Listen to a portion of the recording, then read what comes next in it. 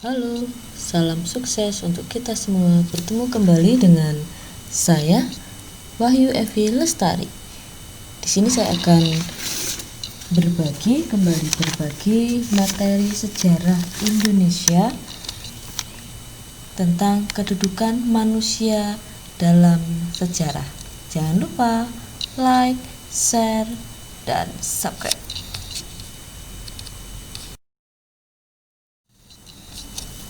Menurut Kunto Wijoyo, sejarah adalah rekonstruksi peristiwa masa lalu yang dihadirkan kembali melalui kisah sejarah.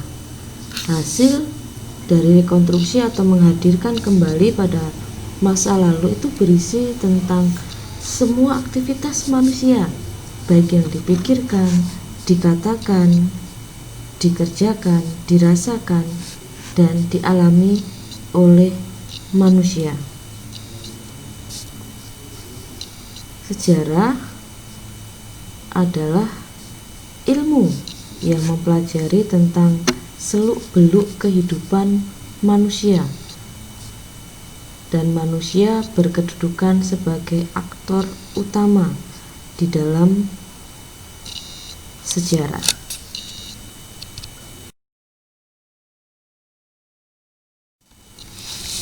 Manusia sebagai objek sejarah. Manusia itu merupakan aktor sentral dalam kajian sejarah. Aktor utama di dalam sejarah itu manusia. Sejarah adalah kisah tentang manusia dalam kaitannya dengan ruang dan waktu. Sejarah itu merupakan ilmu tentang manusia.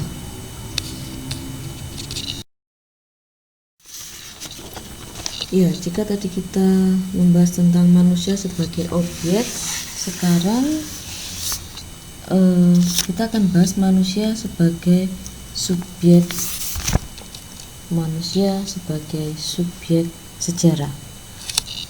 Untuk memahami manusia sebagai subjek sejarah itu seperti ini.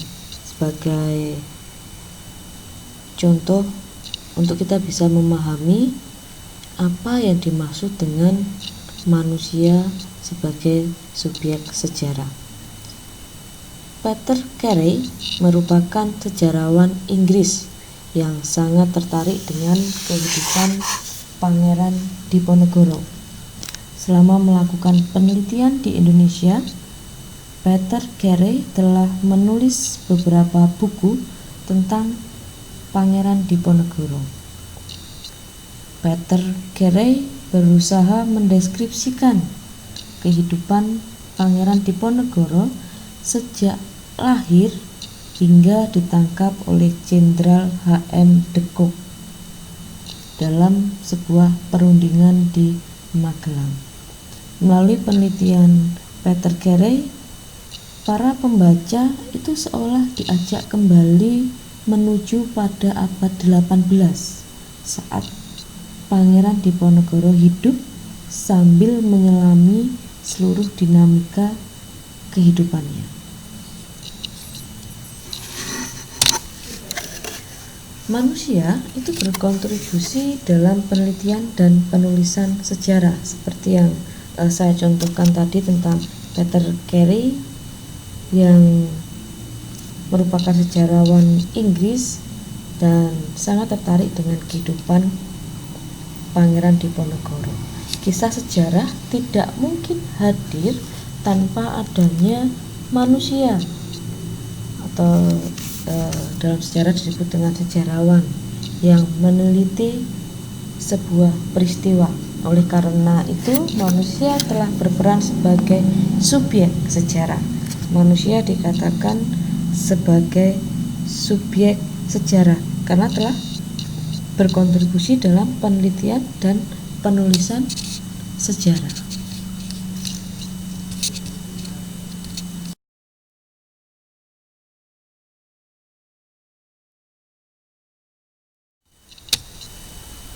Konsep ruang dan waktu dalam sejarah. Dimensi ruang dan waktu itu dapat menunjukkan peristiwa sejarah sebagai peristiwa yang khas dan unik. Nanti kita akan bahas kenapa kok sejarah itu dapat dikatakan sebagai peristiwa yang khas dan unik. Kajian sejarah akan selalu terbatas pada tempat dan waktu tertentu. Peristiwa sejarah akan menunjukkan perbedaan di satu tempat dengan tempat yang lain. Nanti kita akan membahas lebih lagi bagaimana konsep ruang dan bagaimana konsep waktu di dalam sejarah. Konsep ruang. Dalam kajian sejarah, unsur yang tidak dapat dilepaskan adalah ruang atau tempat. Suatu peristiwa hanya akan berlangsung di tempat tertentu. Artinya seperti ini, hanya akan ada satu peristiwa yang terjadi di suatu tempat. Peristiwa tersebut secara otomatis itu tidak terjadi di tempat lain. Sebagai contoh, pembacaan dekret Presiden 5 Juli 1959 oleh Presiden Soekarno. Peristiwa pembacaan dekret Presiden tersebut hanya terjadi satu kali sehingga tidak terulang di tempat lain, tidak terulang kembali, hanya terjadi satu kali. Ruang itu memberikan kekhasan pada peristiwa sejarah. Kajian sejarah itu umumnya bersifat terbatas. Contohnya seperti ini. Sejumlah penelitian yang dilakukan sejarawan seperti sejarah sosial Yogyakarta 1880 sampai 1930, terus sejarah kota Surabaya dan sejarah Jakarta. Itu merupakan contoh-contoh jenis kajian sejarah yang didasarkan pada batasan ruang atau tempat. Berbicara tentang ruang dan tempat, ruang atau tempat maksud saya itu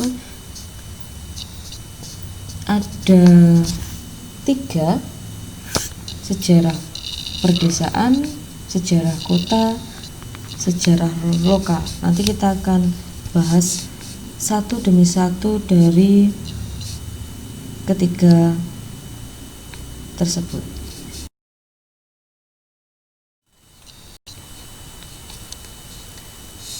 Kajian sejarah berdasarkan ruang itu dibagi menjadi 3. Ada sejarah perdesaan, sejarah kota, dan sejarah lokal. Akan kita bahas yang pertama, sejarah perdesaan. Kunto Wijoyo dalam buku Metodologi Sejarah menyatakan bahwa sejarah perdesaan itu adalah sejarah yang khusus meneliti tentang desa atau perdesaan, masyarakat petani, dan ekonomi pertanian. Desa itu dikategorikan dalam kesatuan teritorial dan administratif terkecil. Salah satu contoh sejarah perdesaan yang mengkaji dinamika kehidupan politik dan ekonomi desa sejak masa penjajahan Belanda itu adalah karya dari Frans Huysken yang berjudul Masyarakat Desa dalam Perubahan Zaman. Sejarah diferensiasi sosial di Jawa 1830 sampai 1980. Yang kedua itu sejarah kota. Sejarah kota merupakan kajian sejarah yang membatasi kota sebagai ruang lingkupnya. Batasannya dapat ditetapkan berdasarkan wilayah administrasi. Sebagai contoh, tema yang biasanya ditulis dalam sejarah kota adalah pergeseran dari desa ke kota yang diikuti dengan perubahan sosial di dalamnya. Atau tema lain, misalnya kelas sosial di kota dan budaya perkotaan. Anda dapat menguraikan lebih jauh dengan cara mengamati kehidupan fenomena yang ada di dalam perkotaan. Yang ketiga yaitu sejarah lokal. Sejarah lokal itu membahas atau mengkaji peristiwa-peristiwa di suatu daerah yang kecil, dari desa sampai tingkat provinsi. Sejarah lokal ini sering disebut sebagai sejarah mikro, meskipun batas ruangannya sempit, tetapi sejarah lokal ini dapat meninjau kompleksitas peristiwa sejarah yang khas. Seperti itu ya. Contoh sejarah lokal dapat ditemui pada karya-karya sejarah yang membahas mengenai sejarah kampung, sejarah desa, dan biografi tokoh lokal. Itu contoh sejarah lokal atau karya sejarah yang berhubungan dengan sejarah lokal. Ada sejarah kampung, sejarah desa, dan biografi tokoh lokal. Nanti kalian bisa mencari lebih dalam lagi contoh dari sejarah lokal itu sendiri, atau kalian bisa mencari buku yang berjudul Kaum Padari di Padang Barat Pulau Sumatera, karya dari H.A. Staes Parve. Itu adalah salah satu contoh buku sejarah lokal. Nanti kalian bisa cari dan bisa dibaca-baca, terus membuat resume dari hasil bacaan kalian. Seperti itu ya. Selanjutnya konsep waktu. Kalau tadi kita membahas tentang konsep ruang, sekarang kita membahas tentang konsep waktu. Unsur waktu dalam kajian sejarah itu bukan hanya sebagai penjelas informasi, melainkan juga penanda peristiwa sejarah itu bersifat unik. Ya, kenapa kok peristiwa sejarah itu dikatakan unik? Karena peristiwa tersebut hanya terjadi satu kali di tempat tertentu. Makanya dikatakan unik, karena terjadinya itu hanya satu kali, tidak bisa diulang. Unsur waktu itu menjadi bagian penting di dalam sejarah. Unsur waktu itu menjadi bagian terpenting di dalam sejarah. Karena sejarah itu bersifat unik karena tidak terulang kembali. Sebagai contoh, proklamasi kemerdekaan Indonesia hanya terjadi sekali dan tidak ada peristiwa yang menyamainya. Itu contohnya, proklamasi kemerdekaan Indonesia itu hanya terjadi sekali dan tidak ada peristiwa yang menyamainya. Makanya dalam konsep waktu ini sejarah itu bersifat unik. Unsur waktu menjadi pembeda antara sejarah dan mitos. Unsur waktu itu menjadi pembeda antara sejarah dan mitos. selain memberikan keterangan mengenai terjadinya sebuah peristiwa, waktu itu menandai kondisi suatu zaman. Suatu zaman memiliki karakter atau kondisi berbeda dengan zaman yang lainnya, seperti itu. Itu konsep waktu. Adanya keterangan waktu itu menunjukkan peristiwa sejarah itu memang benar-benar terjadi, tidak hanya sebuah mitos, tetapi peristiwa itu benar-benar terjadi. Ya, kita sudah membahas tentang konsep ruang dan konsep waktu. Ruang menjadi tempat manusia beraktivitas, dan waktu menjadi penanda setiap proses aktivitas manusia tersebut.